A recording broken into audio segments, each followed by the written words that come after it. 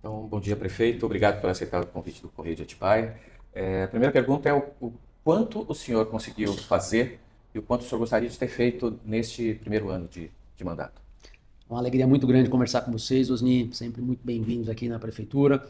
O Correio que é um importante veículo de comunicação do nosso município e muito feliz de ter a oportunidade de bater esse papo com vocês aqui para a gente fazer um apanhado dessas questões do primeiro ano de mandato. Olha, o nosso maior desafio quando nós assumimos em janeiro era a gente conseguir ter a real dimensão uh, da questão financeira da Prefeitura.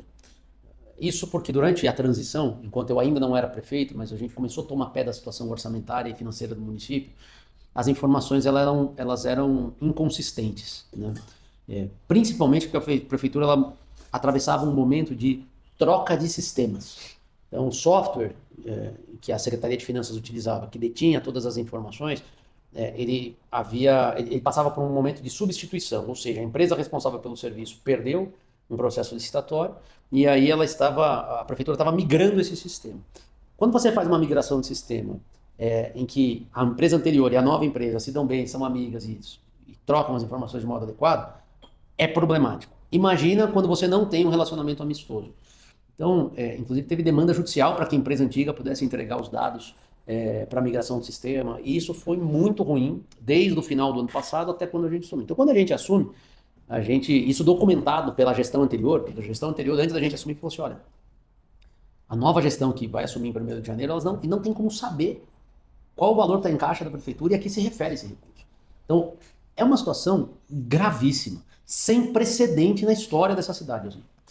Então, o grande desafio foi a gente conseguir assumir a prefeitura no meio de uma turbulência dessa, e os serviços não param, né? Um passivo gigantesco para resolver na cidade, de zeladoria, tapa-buraco, um monte de coisa, mas principalmente entender a questão financeira, saber efetivamente o tamanho do buraco que a gente estava metido, e aí a partir daí desenhar os caminhos para resolver a situação. Então esse foi o grande desafio que nós enfrentamos em 2025 e pela graça e misericórdia de Deus, o trabalho de muita gente, nós superamos. Aproximadamente no mês de março, a gente conseguiu ter um diagnóstico efetivo, a migração do sistema ela foi concluída, conseguimos liberar vamos dizer assim, as travas que nós tínhamos para receber recursos externos. Então nós perdemos emendas no governo anterior, porque a prefeitura não estava conseguindo emitir as certidões responsáveis, né? Nossa capacidade de poder contratar um financiamento. Então tudo isso a gente recuperou. E aí, verificado o tamanho do rombo financeiro, de despesas fixas que não foram incluídas corretamente no orçamento anterior, nós começamos a remar para pagar essas dívidas todas e terminar o ano no azul, que foi o que aconteceu, graças a Deus, é um trabalho muito grande do nosso time de finanças. Então, eu posso dizer que nós conseguimos sanear as finanças. Sim, com certeza, em relação àquilo que estava desenhado para o ano de 2025, nós assumimos com dívida. Quando conseguimos ter os dados efetivos, descobrimos que a dívida era maior do que a anunciada, bem maior do que a anunciada. E mesmo assim, não fizemos terra arrasada, muito pelo contrário, né? Olhamos para frente e vamos remar, vamos apertar o cinto, mas nós vamos colocar a casa em ordem. Então, sob a ótica financeira, a gente vai fechar o ano no azul. Graças a Deus, nós vamos fechar o ano no azul. Mas isso não quer dizer que 2026 vai ser um ano tranquilo sob a ótica financeira. Porque como essas despesas que se apresentaram para nós durante o ano são despesas fixas, não eram despesas extraordinárias que não foram colocadas no orçamento. A maior parte delas eram despesas fixas que foram subdimensionadas no orçamento, ou algumas não colocadas, inclusive. E o que a gente fez agora? Pagamos e para o orçamento do ano que vem a gente colocou essas despesas no orçamento. Então, não quer dizer que a gente vai ter sobra de recursos para o ano que vem, mas pelo menos a gente vai saber exatamente o que precisa ser feito em cada mês, com programação e com mais tranquilidade. A questão da mobilidade urbana, a gente já conversou numa outra oportunidade e o senhor encomendou uma pesquisa, né, para saber os pontos mais nevrálgicos assim, do sistema. E o senhor acha que para esse ano a gente vai ter algum resultado? E em relação também à rodoviária, como é que o senhor vê isso? O senhor acha que a gente consegue mexer ou mudar a rodoviária, ter um sistema de transporte que consiga evitar esse gargalo? Excelente pergunta, Osni. Então, vou tentar ser objetivo aqui na resposta, né? Em relação ao transporte coletivo, né, nós melhoramos muito, mas muito, em relação à situação quando nós assumimos. E o termômetro disso é a própria Câmara Municipal e as reclamações que nós recebemos, seja via vereadores, seja via população, por meio dos nossos sistemas internos de ouvidoria e tudo mais. Então, no mês de maio, nós conseguimos substituir quase metade da frota dos ônibus da cidade de Atibaia. Ônibus que eram ano 2016, 2017, nós substituímos por ônibus de ano 2025. Então, hoje, rodando na cidade, a gente tem 2 ônibus 2023 e o restante são todos 24 e 25. Isso trouxe uma significativa melhora na qualidade do transporte coletivo. Não só em relação à característica dos ônibus, né? Limpeza, modernidade, uma série de outras coisas, mas também a redução dos problemas de atrasos de partidas ou ausência de partidas por conta de problemas mecânicos dos veículos. Os veículos mais antigos, eles apresentam um maior problema de necessidade de manutenção em relação aos nossos. Então isso foi uma melhora significativa no transporte coletivo e nós fizemos isso sem aumentar um centavo na tarifa, que está congelada desde 2019. Algo que não poderia ter acontecido, né? Você deixar uma tarifa no transporte coletivo, com tudo que a gente teve de 2019 para cá, pandemia, explosão no valor de tudo, inflação galopante, congela a tarifa 4,60. Né? E quando a gente assumiu, a gente falou, a gente não vai mexer na tarifa sem antes apresentar melhorias para as pessoas. E nós apresentamos. Então 2025 é um ano que a gente resolveu o problema da qualidade do transporte coletivo. O que não resolveu ainda é a questão do mapeamento das linhas, que é exatamente a tua pergunta, né?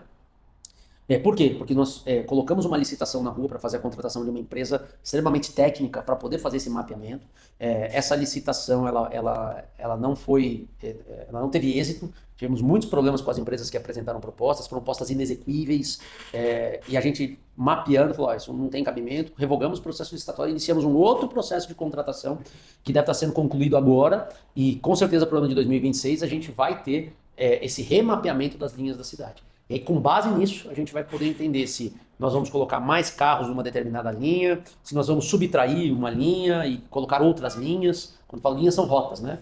Porque é isso que o estudo vai mostrar pra gente. O transporte coletivo, ele pressupõe coletividade para que ele possa dar certo. Se você tem ônibus andando vazio na cidade, essa conta não vai fechar, essa balança não ficará equilibrada. Em algum momento, a população vai ter prejuízo, a prefeitura vai ter prejuízo e a empresa também vai ter prejuízo. Então, por isso que é tão importante esse mapeamento de rotas, essa pesquisa de origem e destino, para ver quais são os trechos em que a população de fato usa, quais aqueles que estão subdimensionados, que a gente precisa de mais ônibus naquele horário, quais aqueles que não precisam de horário. Esses que não precisam de horário, quando a gente tomar a medida, muito provavelmente 2 ou 3 cidadãos, né, que usam aquela linha vão reclamar. E aí a gente precisa conversar e mostrar para eles, olha, a gente não tem como manter uma linha de ônibus para transportar 2 passageiros, 3 passageiros. O ônibus ele tem 50 lugares. Essa conta, para fazer esse trajeto, para que ela fosse viável, a passagem tinha que custar R$50, né? Então, basicamente é isso, né? Não tem muito segredo. Mas isso está caminhando. Vamos falar de rodoviária.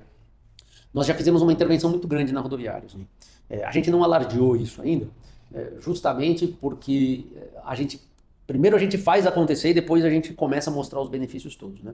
Mas para que se tenha uma ideia, quando nós assumimos até agora, nós reduzimos em 46% o número de moradores em situação de rua na cidade. É muita coisa, não é pouca coisa, é muita coisa. E boa parte deles naquele entorno da rodoviária. Né? Além disso, nós chamamos a concessionária, que é responsável pela rodoviária, para que ela fizesse, vamos dizer assim, uma revitalização no espaço. E eles começaram a fazer. Então, passarem na rodoviária, vocês vão ver que tem uma pintura nova, uma parte ainda não foi concluída, mas tudo isso faz parte de uma ação, de uma presença maior do poder público na região. Que, como você bem colocou, tem situações ali que precisam ser enfrentadas, que não se referem só a moradores de rua, mas outras atividades que acontecem no entorno ali, que nós já estamos mapeando para poder cada vez mais o governo estar presente ali na situação e ter aquele ambiente de uma forma mais tranquila e saudável, inclusive para todo o comércio local. Então é uma política pública de governo que nós anunciamos que iríamos fazer e estamos fazendo. Né? Começa, obviamente, por essa pintura, você já começa a dar um outro clima, um outro ambiente, você levanta o local e muita ação da segurança pública com assistência social em relação a moradores de rua. Esses moradores de rua, para onde eles são encaminhados? São 2 situações. Os que são da cidade, nós tentamos encaminhá-los para suas famílias e suas casas. Quando há uma resistência muito grande, para os nossos serviços de acolhimento, a nossa casa de passagem, que quando a gente assumiu estava totalmente desestruturada. E por isso que para a gente começar a fazer esse trabalho mais efetivo com eles, primeiro a gente foi atrás da entidade responsável pelo convênio da casa de passagem, exigiu as melhorias necessárias para o acolhimento da população, para que depois a gente começasse a fazer essa ação de modo mais enérgico. Então foi exatamente isso que aconteceu. Uma das primeiras missões do governo, quando a gente assumiu, tinha muito morador de rua na cidade, mas muito. Algo que a gente nunca tinha visto. Então a gente fez esse movimento. Aqueles que não são do município, aqueles que não são do município, é feita uma conversa com eles, olha, de que cidade você veio? Sua família mora em que município? Você gostaria de voltar para sua cidade natal? Ah, sim, eu gostaria de voltar para minha cidade natal. Então tá bom, ele é encaminhado para a cidade, se não é natal, a cidade de residência dele, onde a família mora e tudo mais, porque muitos deles não são da cidade, eles são nômades, né, transeuntes. Então é conversado, olha, aqui, quero voltar para minha casa, então tá bom, então você é encaminhado para sua cidade de origem. Isso tudo com muita transparência, respeito à dignidade da pessoa humana, tudo que preconiza, né, todas as regras que preconizam o atendimento ao morador de situação de rua, e a gente reduziu quase 50% disso logo no primeiro ano. Então foi um trabalho pesado. Tem muito que avançar ainda, mas o trabalho está sendo feito. Como você avalia a situação do futebol na cidade de Atibaia? Né? Vale citar que a cidade atualmente não tem um clube profissional desde a ida do Esporte Clube Atibaia para a Leme, né, em 2021, justamente por falta de capacidade mínima estrutural do Estádio Municipal Salvador Russani. Não era da sua gestão, obviamente, mas justamente por falta de capacidade mínima estrutural, o estádio não vê um futuro na Federação Paulista de Futebol, né? A gente sabe que tem a capacidade mínima para 4 mil pessoas numa segunda divisão, mas atualmente a gente tem um clube que é afiliado à federação na base, né? Que é o caso da DS. Como que você vê o futuro? Você acredita que o estádio municipal pode voltar a ter, por exemplo, uma Copa São Paulo de Futebol Júnior na cidade, que eu sei que movimenta muito para a região, até mesmo com a questão da visibilidade que a cidade tem na mídia? Perfeita a tua colocação, e sendo objetivo, sim. Eu vejo que no futuro é possível a gente conseguir receber uma etapa da Copa São Paulo de Futebol Júnior aqui. Para que isso aconteça, a gente precisa estruturar melhor um espaço, seja o estádio do Salvador Santos, seja outro estádio municipal, seja outro campo, em que a gente consiga ter uma estrutura adequada para receber jogos da Federação Paulista, né? Eu tive em 2 ocasiões com o Mauro Silva, querido Mauro Silva, tetracampeão mundial, hoje vice-presidente da Federação Paulista de Futebol. Tive com o presidente da Federação Paulista, junto com o Mauro Silva, o Reinaldo. Falamos sobre essa possibilidade, e o que foi muito bem recebido pela federação. E nós estamos num momento que nós estamos estruturando algumas medidas que possa nos levar para esse ponto, de ter um espaço nosso capaz de receber os jogos chancelados pela Federação Paulista, como por exemplo uma Taça São Paulo de Futebol Júnior. Isso é uma coisa. Clube profissional é outra coisa. Sim. É particular, claro. Né? É particular. E quando você tem uma situação que é saudável entre o município e um clube particular, as coisas caminham bem. Quando essa relação ela não é saudável, ela não caminha bem. Então, o poder público ele tem a responsabilidade dele com a iniciação de futebol, muitas vezes numa modalidade de trabalho social, recreativo, esportivo. Alto rendimento é outra história. O poder público não trabalha com alto rendimento. E aí o que acontece muitas vezes é que existem muitos clubes de futebol que são empresas, né, que têm a sua atividade econômica dentro do clube e que, como atividade econômica, como empresa, eles têm que dar todas as condições para que isso aconteça. Mas tem muita gente que quer fazer o contrário, né? Exatamente. E aí a gente não tem nem, como é que eu vou dizer, não tem nem possibilidade jurídica de fazer isso. Então, aí a situação ficou um pouco mais difícil. Então vamos lá, vamos trabalhar muito para a gente ter um espaço para poder receber jogos da Taça São Paulo e de outros clubes que queiram mandar jogos no município, quando não podem mandar nos seus estádios, vamos dizer assim, originais, né? Nós temos uma rede hoteleira que recebe clubes com frequência, e seria muito bom a gente ter um espaço nosso para poder fazer amistosos, jogos festivos. Então é um norte da nossa administração. E a gente está vendo qual é o melhor local para fazer isso, qual é o melhor espaço, que movimento que a gente pode fazer junto com a federação, às vezes até em parceria com a iniciativa privada. Nós temos o Red Bull Bragantino, que está na cidade. O CT, o centro de treinamento mais moderno do Brasil, é em Atibaia, que é o CT do Bragantino. Eles estão ampliando, inclusive, a operação aqui. O Red Bull acaba sendo um clube regional, né? Então muita gente de Atibaia torce para o Red Bull, acompanha os jogos em Bragança Paulista, porque é muito perto, né? Você chegar no estádio do Bragantino, às vezes é mais rápido, dependendo de onde você está na cidade, do que ir para um outro ponto dentro da cidade mesmo, né? Então, assim, é um clube de relevância nacional, que joga Libertadores da América, joga Sul-Americana, que está inserido dentro da nossa realidade, e nós vamos trabalhar sim para ter um estádio próprio, com capacidade para receber jogo, quem sabe do próprio Red Bull, às vezes quer mandar um jogo lá, mandar um jogo aqui, já que toda a estrutura dele está aqui, enfim, isso eu já conversei inclusive com o Marquinhos, com o CEO do Bragantino, do Red Bull, enfim, todo mundo aí. Então nós estamos estudando outras possibilidades, inclusive, de ter um outro espaço para a parte prática do esporte, do futebol na nossa cidade estruturado. Como você bem colocou, né? O estádio Salvador Russani, ele passou por aquele grande vendaval e depois não foi reconstruído, tudo que tinha lá foi perdido, a administração anterior abandonou o estádio, essa foi a verdade. E aí nesse momento agora a gente avalia várias possibilidades. Uma seria o próprio estádio, reestruturar o estádio, outra seria criar um novo espaço, num outro local, em que a gente tem essa condição de receber jogos com tranquilidade, enfim. Então tudo isso está no radar, nós amamos o esporte assim como você, e eu espero que a gente consiga encaminhar bem essa situação até o final do mandato. Professor, tem mais duas perguntas. A Claro, questão da sim. crise hídrica. Claro. A gente vai ter agora uma estação de chuvas, mas os dados que a gente tem é que os reservatórios estão operando Sim. já no limite, né? Então são dois extremos. A questão da crise climática, né? Que é a falta de água, e agora um momento em que a água pode vir de uma vez só, por conta de vários fatores, né? A cidade está preparada? O que o senhor tem pensado nesses últimos tempos? É um assunto muito delicado e crítico. O estado de São Paulo vive uma crise hídrica, os índices dos reservatórios são os mais baixos nos últimos 10 anos. Então o estado inteiro está passando por muita dificuldade hídrica. Bom Jesus dos Perdões aqui, durante o período de estiagem, tinham 2 horários de racionamento de água durante o dia, né, para que se tenha uma ideia da dificuldade. Nós conseguimos, pela graça e misericórdia de Deus, né, e também por meio de alguns trabalhos, algumas medidas que nós adotamos no SAI esse ano, mas, de novo, eu acredito muito mais na providência divina do que, eventualmente, uma ação nossa aqui. Nós conseguimos diminuir, durante o período de estiagem, o impacto com a falta de água.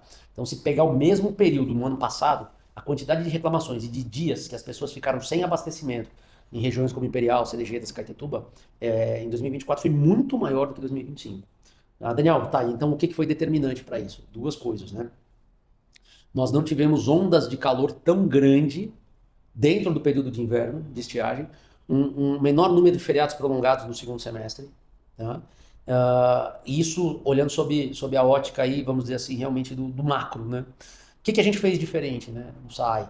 Eu pedi que a gente fizesse um trabalho mais intenso de transferência de água entre os reservatórios, para que a gente não deixasse os reservatórios que abastecem a região do Imperial e Cerejedas, principalmente, com um nível muito baixo de água. Então, não foi fácil fazer isso.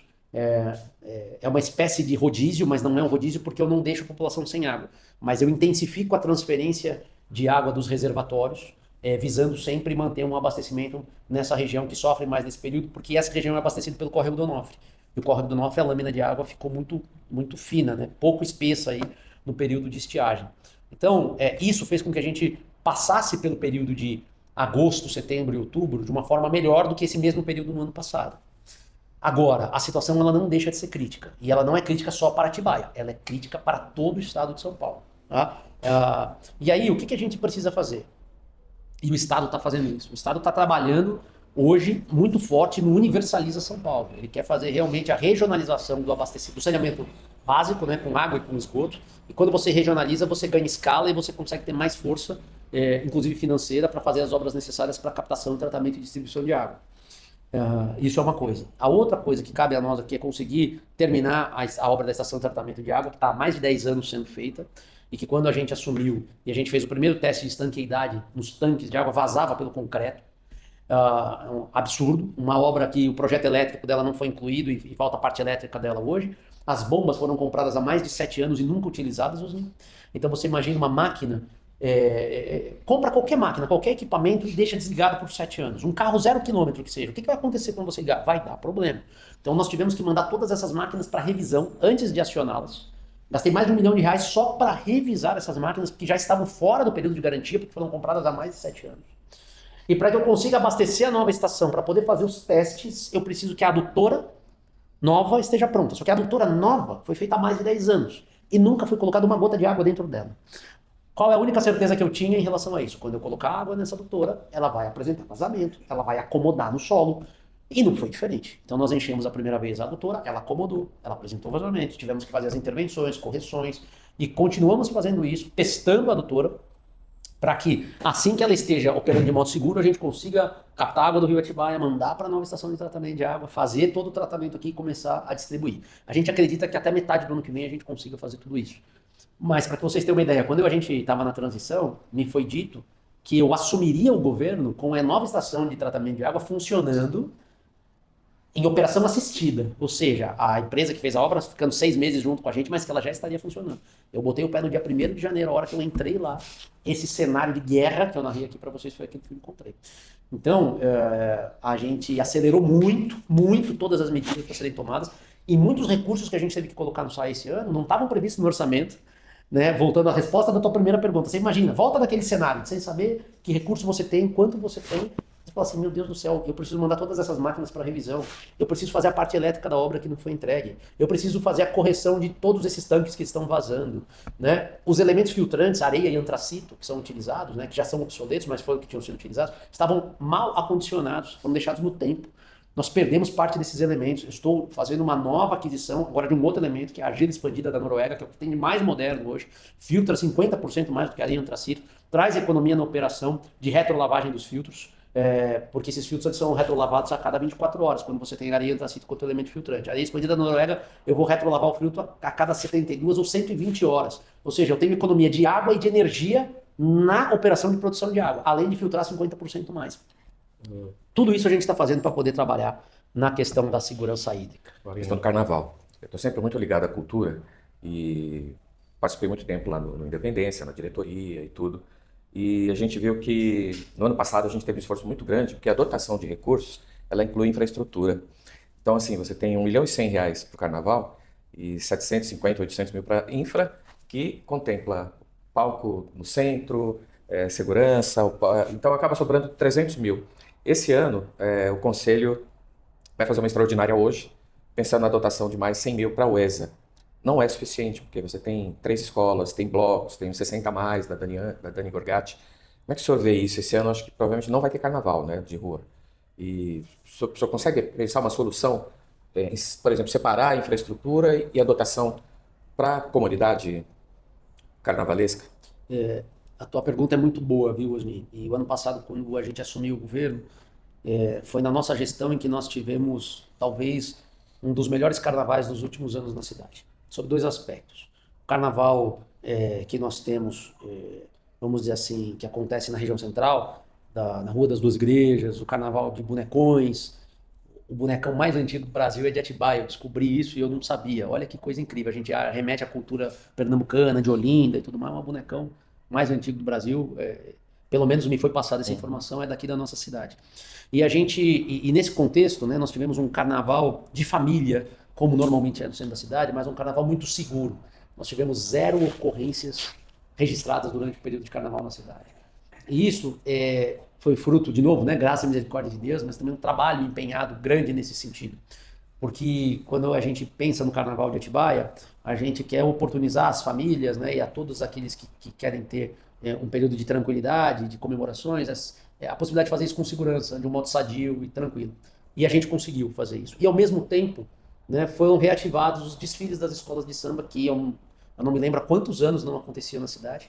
Aconteceu no nosso primeiro ano de mandato, né? E exatamente em parceria com a UESA, com as escolas de samba e tudo mais. Lá atrás, logo depois do carnaval do ano passado, foi conversado, o nosso pessoal da Secretaria de Cultura conversou com a UESA e com as escolas de samba, dizendo exatamente o que precisaria ser feito para o ano de 2026. Algumas escolas conseguiram se organizar, outras não, né? Então, um exemplo delas é a Gaviões, né? Tá carnaval pronto, sem nenhum recurso público, né? Então ela se organizou e está com o carnaval pronto. E essa diretriz tinha sido dada lá atrás, porque lá atrás, a prefeitura vai conseguir entrar com a estrutura. Nós não vamos ter a condição financeira de fazer o encaminhamento de um repasse durante o ano para a estruturação das escolas. Isso, cada escola tem um caminho para percorrer, buscando fazer parcerias com patrocinadores, com a iniciativa privada, ao exemplo do que a Gaviões fez, né? Porque se a Gaviões fez, as outras também podem fazer. Até escolas mais tradicionais que a Gaviões no município, né? Poderiam fazer. Mas isso não fez com que a gente fechasse as portas, né, pro diálogo. Quando eles trouxeram essa questão novamente no final do ano agora para a Secretaria de Cultura e para o Compocate, mesmo tendo sido conversado, explicado, pactuado, passadas as diretrizes lá atrás, o pessoal viu, mas a gente não conseguiu, o que dá para fazer? Agora vamos tentar ver o que dá para fazer. E acho que é nesse espírito que explica, inclusive, essa extraordinária do Compocate hoje, né? Que você trouxe aqui para ver o que é possível fazer. Então, da nossa parte, tudo que é possível fazer a gente tem feito, Osni. Mas a gente acredita, até pela dificuldade orçamentária que a gente tem, que a gente enfrentou ano passado, que a gente vai enfrentar esse ano de 2026 também, que um caminho bom para eventos na cidade, e não só o carnaval, vários eventos na cidade, é cada vez mais a gente caminhar por uma linha de trazer a iniciativa privada para a realização dos eventos juntos. Foi por isso que a gente estruturou já no primeiro semestre desse ano uma legislação precursora no Brasil, né? Eu acho que eu fui o primeiro prefeito, se eu não fui o primeiro, eu fui um dos primeiros a fazer a regulamentação da lei de naming rights. Então, eu vi ontem uma publicação de um deputado estadual, do Léo Siqueira, do Novo, celebrando a aprovação da lei de naming rights no governo do estado de São Paulo. O governo do estado de São Paulo aprovou agora uma lei que nós fizemos no primeiro semestre aqui, que permite o quê? A iniciativa privada que queira apoiar eventos, que queira estar junto com o município na conservação de um espaço público, ela patrocinar um determinado evento e associar o seu nome, a sua marca àquele evento. Então, o naming rights, vamos bater um papo aqui com os corintianos, né? Então tem lá o estádio deles, que não é deles, que é nosso, mas que a Neoquímica Arena foi e colocou o nome lá, Arena, Neoquímica Arena, né? É o naming rights da Arena do Corinthians, né? A iniciativa privada faz isso com mais facilidade. O poder público ele não tinha lei para isso e nem regulamentação, e a Atibaia nós temos hoje. Então o que a gente tem incentivado muito? Há 2 dias atrás eu fiz uma reunião com o meu pessoal de eventos aqui, olhando para o nosso calendário de 2026, e muitos eventos a gente não tem o recurso para fazer. Muitos. Eu olhei o calendário de 26 e falei, nossa, como é que nós vamos conseguir fazer o Fera de novo? Como é que... Eu falei assim, olha gente, nós precisamos abrir diálogo com a iniciativa privada, porque a gente tem lei, a gente tem ferramenta e vamos trazer os parceiros para que isso possa acontecer. Eu acho que esse é o futuro, não só da questão do carnaval, como você colocou aqui, mas de vários eventos municipais que a gente quer fazer e hoje a gente não tem perna para fazer como precisaria. Nós nos colocamos à disposição sempre da UESA, de todo o time que é do ambiente do carnaval, para que a gente possa estruturar isso junto. Algo tão tradicional, compõe a cultura brasileira e da nossa cidade também. Então a gente quer poder ter esse, vamos dizer assim, esse segmento também contemplado da forma como a gente consegue fazer. Então é nesse sentido que é um esforço de todo mundo, né? Mas o futuro, né, olhando para o futuro, não só esse evento, como tantos outros que a gente quer trazer para a cidade, o caminho vai ser cada vez mais trazer iniciativa privada para dentro dessas ações.